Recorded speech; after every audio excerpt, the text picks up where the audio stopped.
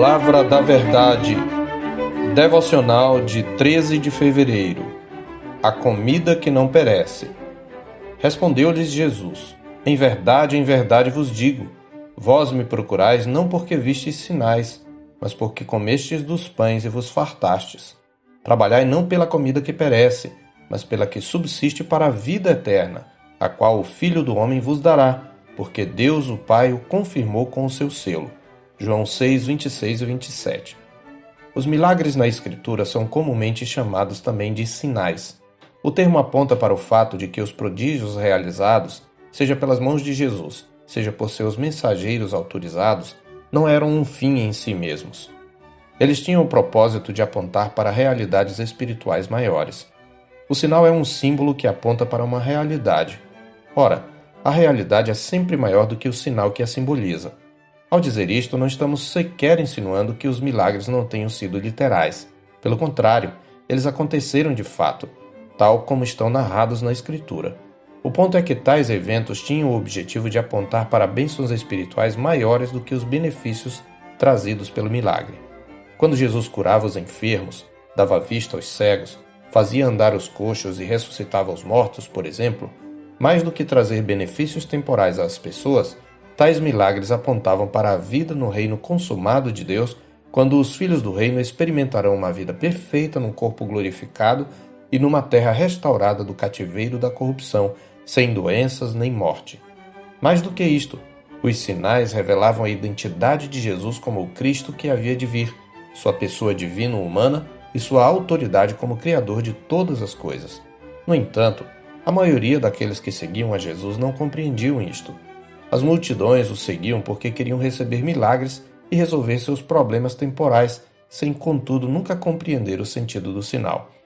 Esta é a contenção de Jesus com a multidão que o procurava aqui em nosso texto. No início do capítulo, Nosso Senhor havia multiplicado 5 pães e 2 peixinhos para uma multidão de cerca de 5.000 pessoas. Conforme os versos 14 e 15, a multidão até quis arrebatá-lo para fazê-lo rei, porque concluíra: este é verdadeiramente o profeta que devia vir ao mundo, no verso 15. Veja que eles chegam a concluir que ele era o Messias. Mas o que estava errado no pensamento deles para que Jesus os repreendesse? Podemos alistar pelo menos 2 equívocos. O primeiro está implícito na declaração e na atitude deles ao querer fazer de Jesus rei. Eles não compreendiam que Jesus era mais do que um profeta. Ele era o Filho de Deus. Além disso, julgavam que o reino de Deus seria implantado pela força bruta, quando na verdade seria através da morte do rei. Mas o segundo erro é denunciado na própria repreensão de Jesus. Eles não o procuravam por reconhecerem quem ele realmente era, mas pelos benefícios temporais que ele lhes podia proporcionar. Eles desejavam mais as bênçãos do que o abençoador, mais as cisternas do que a fonte. Ainda que estivessem atrás de milagres, sua fome era de comida que perece, e não da que subsiste para a vida eterna.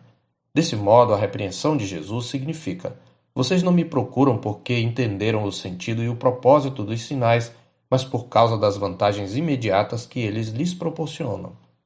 É neste contexto que Jesus se apresenta como o pão da vida, a comida que não perece, mas que subsiste para a vida eterna. Ele diz no verso 35: eu sou o pão da vida, o que vem a mim jamais terá fome, e o que crê em mim jamais terá sede.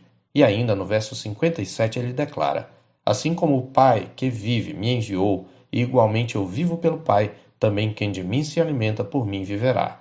E ele promete a respeito dos que nele creem: eu o ressuscitarei no último dia, nos versos 39, 40 e 44. Quem crê no poder da morte de Jesus tem a vida eterna. Ao multiplicar os pães, portanto, embora estivesse compadecido da multidão faminta, Jesus queria mais do que alimentar o corpo. Ele queria revelar-se como aquele que alimenta a alma e concede vida eterna. Se você busca a Jesus, ora a Jesus e segue a Jesus apenas para resolver seus problemas temporais, ainda que creia em milagres e no sobrenatural, você estará trabalhando pela comida que perece. É preciso reconhecer que sua maior necessidade não é um milagre de Deus, mas de comunhão verdadeira com o Deus do milagre. Para isto, você precisa ter seus pecados perdoados. Precisa se arrepender dos pecados e crer em Cristo. As bênçãos que estão reservadas para aqueles que vêm a Cristo não se resumem à cura de doenças, à provisão de um emprego ou à realização de um sonho. A Escritura ressalta que se a nossa esperança em Cristo se resume apenas às coisas desta vida, somos os mais infelizes de todos os homens, em 1 Coríntios 15:19. A maior bênção é o próprio Cristo, o pão vivo que desceu do céu. Se alguém dele comer, viverá eternamente, como ele diz no verso 51. Os bens deste mundo são dádivas de Deus e devemos ser gratos quando nos são concedidos. Mas devemos ter o cuidado de não colocar as dádivas no lugar do doador. Isto seria idolatria. A fonte é Ele. Ele é o tesouro. Cristo é a comida que não perece. Eu sou o pastor Marcos Augusto, pastor da Terceira Igreja Presbiteriana de Boa Vista, em Roraima. Tenha um bom dia na paz do Senhor Jesus.